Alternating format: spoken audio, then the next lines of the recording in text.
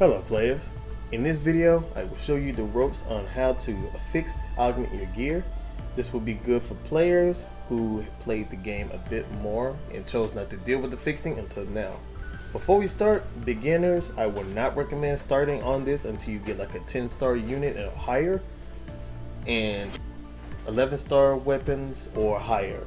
What I would recommend you to do is, what is your playstyle if you haven't figured that out already, which we're going to be getting to that in a second, so that way you know what enemies to farm. So what is augment affixing?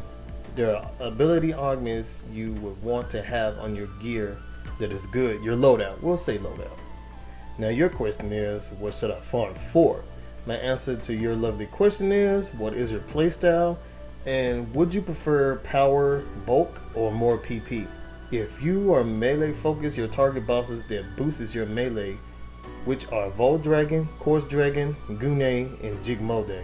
Vol Dragon gives you 30 melee and 20 HP. Course Dragon gives you 30 melee and 3 PP. Gune Soul gives you 15 melee and 45 HP. And Jigmode gives you 15 attack and 4 PP. So how do you get them? Well, you go on a full-blown genocide. They drop the weapons and units with augments on them. Bosses have, like, for example, Course Dragon, once defeated, have a possibility on dropping their bound souls to the gear. You should probably kick their ass to get a few more copies of them. You'll thank me later. Once you farmed enough material souls, the next thing you want to get is Meseta. A lot of Meseta. There's a guide for that. Now, going into the shopping area, Monica or Dudu will be there to enhance your gear. But we're not talking about enhancing, we're talking about affixing augments. Now, pay attention. Notice that weapon augments are only for weapons, and the same applies for units.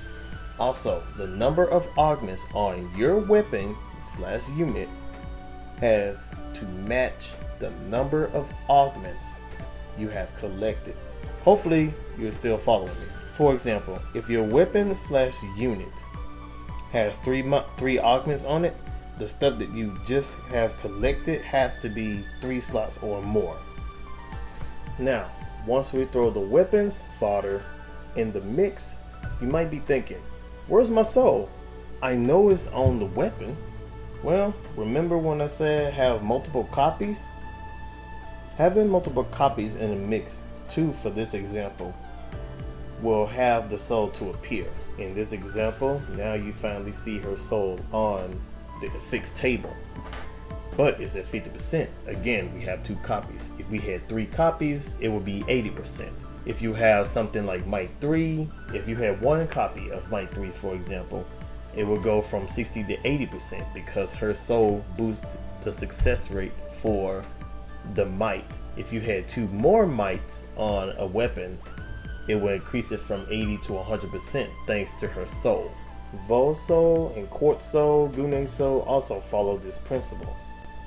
Before we get to the final part of the affixing session, if you have augmentation aids like a 5 or 10%, please do so and use them. The 30% or higher is for when you're upslotting. We'll get into that in another video. But for now, we're going to finish it up and see what happens. And as you can tell, 2 succeeded. Only because I did not have enough souls to make it 80%. Alright, PSO players, that's pretty much it for the video, or this first part. The second part will be coming out. Hopefully you found this helpful. If you did, leave a like and a comment below. Of course, I left out a good amount of other stuff. I will be using that for the next video of an example. So please stay tuned, and I'll see you soon.